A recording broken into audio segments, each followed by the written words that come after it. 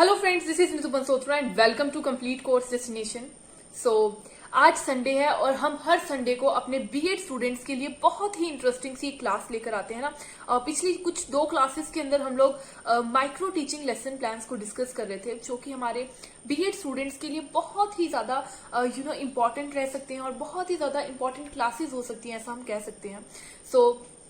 पिछली 2 क्लासेस के अंदर हम लोग माइक्रो टीचिंग लेसन प्लान्स में कुछ स्किल्स को डिस्कस कर रहे थे। सबसे पहली क्लास में हम लोगों ने skill of introducing the lesson को डिस्कस किया था और उसके बाद हम लोगों ने स्किल ऑफ एक्सप्लेनेशन को भी डिस्कस किया था डीपली, और लास्ट में हम लोगों ने इनके ऊपर बेस्ड लेसन प्लान्स को भी डिस्कस कर लिया था।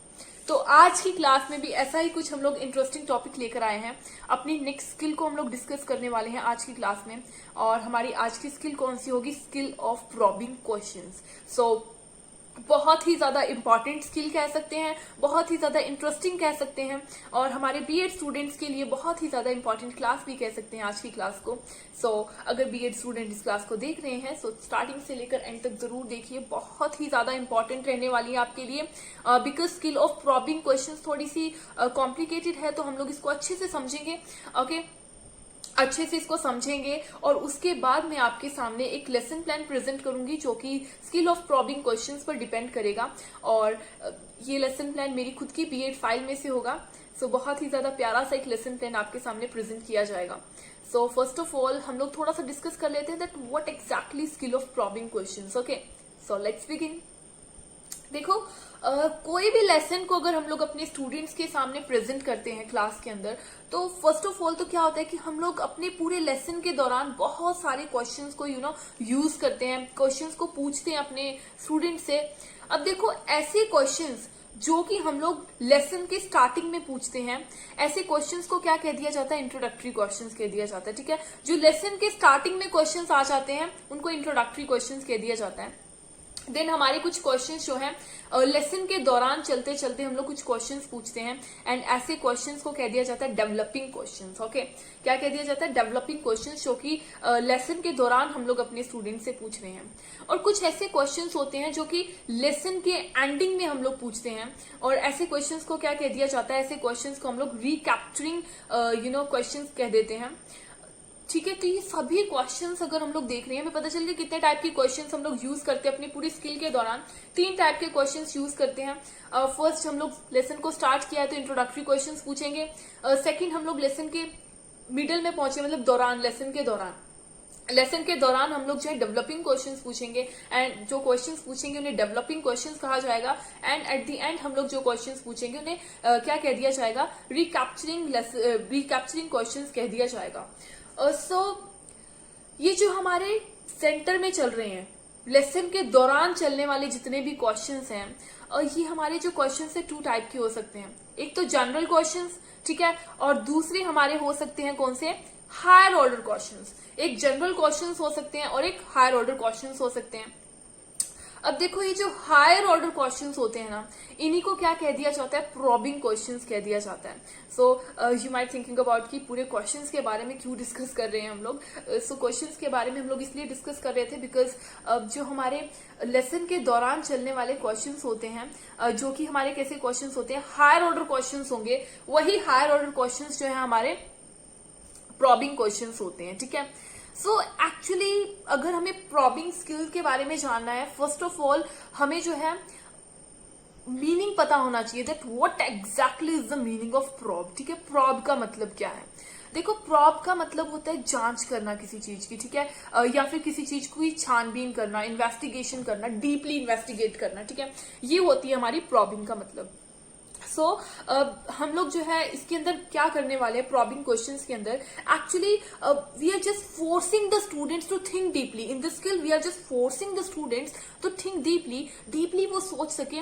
हम लोग जो है बार बार उन्हें रिडायरेक्ट करते हैं, उन्हें बार बार फोर्स करते हैं कि वो एक डीप रीजनिंग कर सके, डीप थिंकिंग कर सके, जिससे कि एक तो एक्टिव पार्टिसिपेंट रहेंगे हमारे स्टूडेंट्स क्लास के अंदर, और उसी के साथ साथ एक्टिव पार्टिसिपेंट रहने के साथ साथ वो जो है उनकी माइंड शार्प होगा, थिंकिंग स्किल शार्प होगी, ठीक है, जब हम लोग उनसे ऐसे क्वेश्चंस पूछेंगे, ठीक है, प्रॉबिंग क्वेश्चंस करेंगे, ये स्किल हमें इस तरह से हेल्प करती है।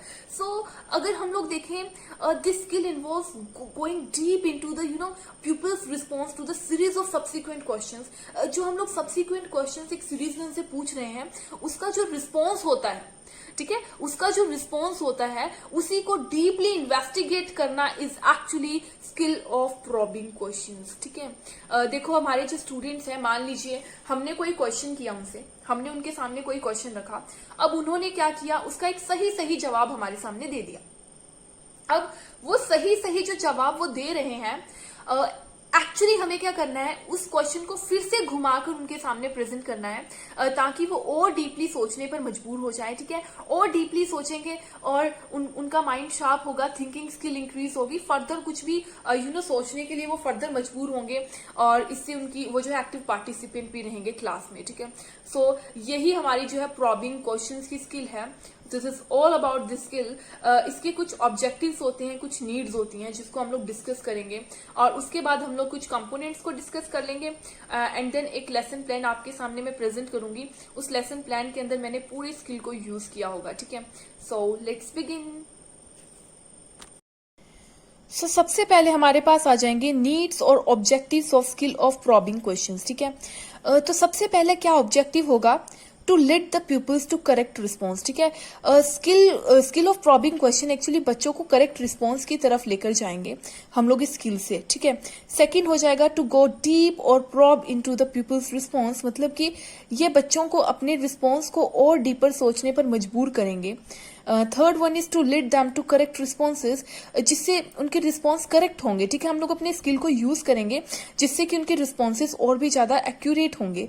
देन आ जाता है टू रिमूव एम्बिग्यूटी और हिंड्रेंस इन द अंडरस्टैंडिंग, मतलब कि ये एम्बिग्यूटी भी हटाएंगे। कई बार बच्चों की अंडरस्टैंडिंग में एम्बिग्यूटी होती है, क्लियर नहीं होती अंडरस्टैंडिंग, तो उसे ये ठीक करेंगे।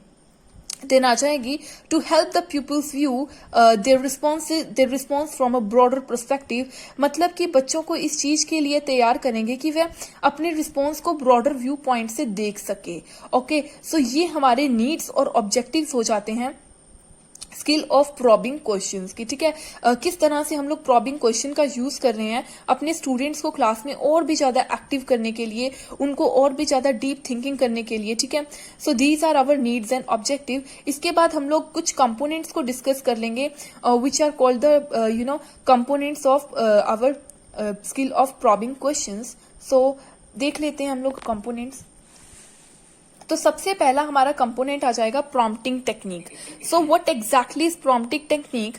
टीचर गिव क्लू और hints to the pupils and ask leading questions to help him answer question himself, ठीक है। मतलब कि क्या होगा कि टीचर उन्हें क्लू देंगे, कोई भी क्वेश्चंस पूछने से पहले उन्हें क्लू दे दिया जाएगा, हिंट्स दे दिया जाएगा, ताकि जो हमारे पीपल्स होंगे उनसे बाद में जब लीडिंग क्वेश्चंस पूछे जाएं तो वो अच्छी तरह से क्वेश्चंस का जवाब दे सके, वो भी खुद से, ठीक है, खुद से जवाब दे सकेंगे।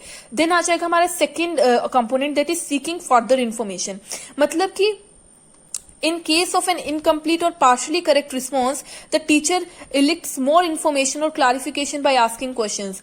मान लीजिए कि हमने कोई क्वेश्चन पूछा अपने स्टूडेंट से, अब वो एकदम इनकम्प्लीट और पार्शियली क्वेश्चन आंसर दे रहा है, बट इनकम्प्लीट है, पार्शियली आंसर दे रहा है, तो क्या करेंगे टीचर और इन्फॉर्मेशन प्रोवाइड करेंगे और क्लैरिफिकेशन प्रोवाइड करेंगे और क्वेश्चंस को पूछेंगे जो कि उससे रिलेट करेंगे, जिससे कि उनकी फर्दर इन्फॉर्मेशन हम वो जो है स्टूडेंट्स खुद से दे पाएंगे। ओके, देन आ जाएगा हमारा third component that is refocusing technique. So in case of a correct response the teacher can enable the pupils to view his response in relation to other similar situations, मतलब कि मान लीजिए student जो है एक क्वेश्चन का correct answer कर रहा है, तो टीचर को क्या करना है, टीचर को उसी क्वेश्चन को घुमाकर पूछना है या फिर दूसरी सिचुएशन से जोड़कर पूछना है। The purpose is to help the pupil to consider the implication of a given response in more complex or no situation, मतलब कि अगर मान लीजिए उस क्वेश्चन को छोड़कर और भी कोई क्वेश्चन, ऐसा कोई प्रॉब्लम आ जाती है, तो उन्हें कोई भी प्रॉब्लम ना हो, इसी के लिए जो है हमारे टीचर उनसे उसी क्वेश्चन का जिनका उन्होंने सही जवाब दिया है उनसे रिलेट करके अदर क्वेश्चंस भी पूछेंगे, ठीक है। देन आ जाता है हमारा fourth component, that is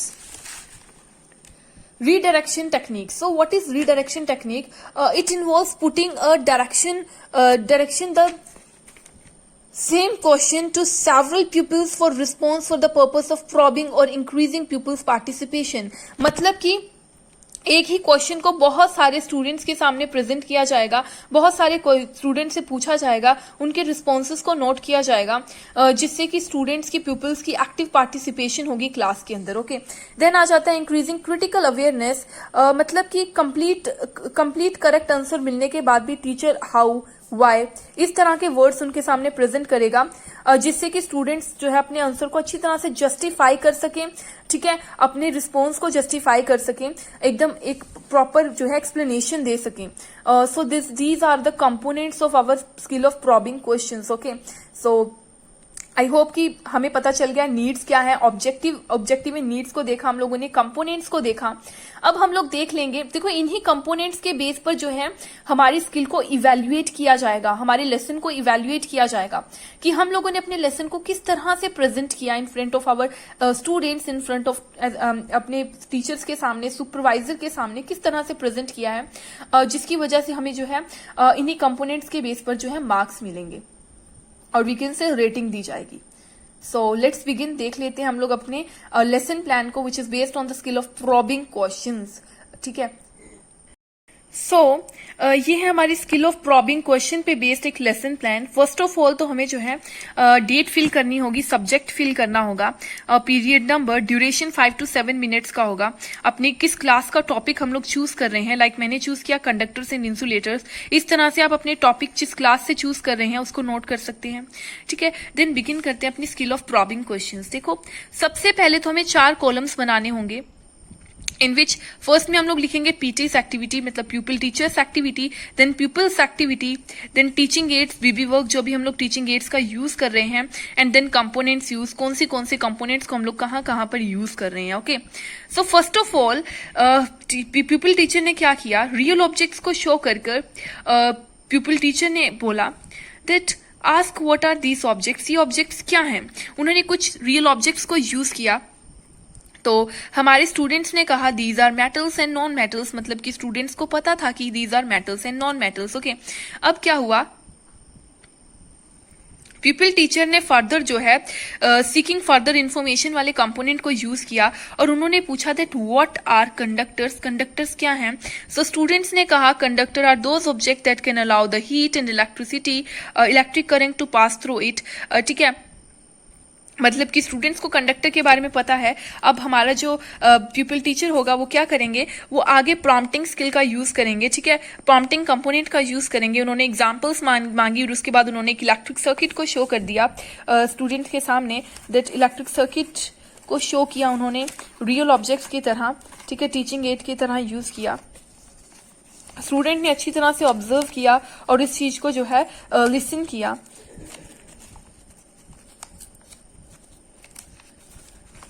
then उसके बाद प्यूपिल टीचर ने ऑब्जर्व करने के लिए कहा कि ये जो क्या ये बताइए ऑब्जेक्ट इलेक्ट्रिसिटी कंडक्ट करेंगे या नहीं. मतलब कि वो सीकिंग फर्दर इन्फॉर्मेशन के कंपोनेंट को यूज कर रहे हैं. उन्होंने कहा what do you observe in this circuit, इस सर्किट के अंदर आप क्या ऑब्जर्व कर रहे हैं. तो प्यूपिल्स ने कहा the metal can conduct electricity but and bulbs glow.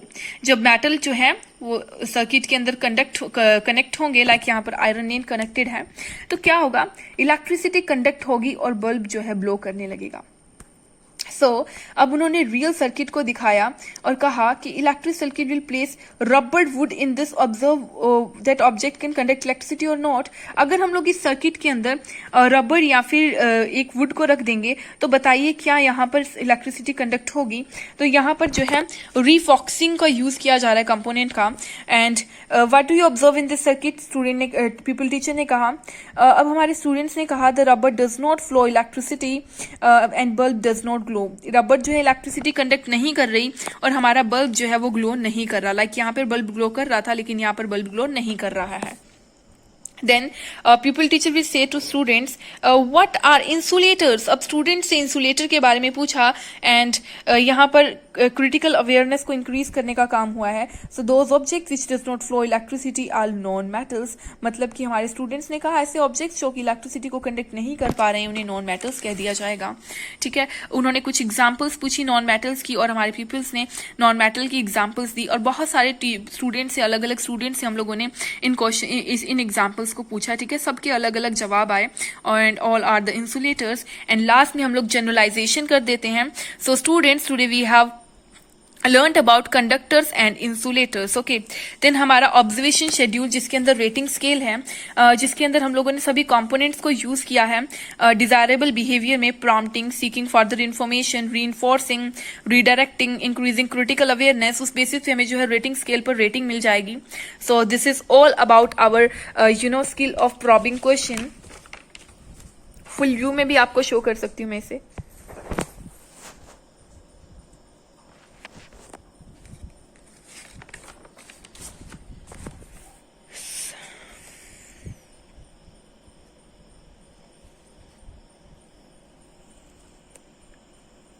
सो ये हमारा हो जाता है स्किल ऑफ प्रॉबिंग क्वेश्चन. और उसके बाद हमारी नेक्स्ट स्किल कौन सी रहेगी?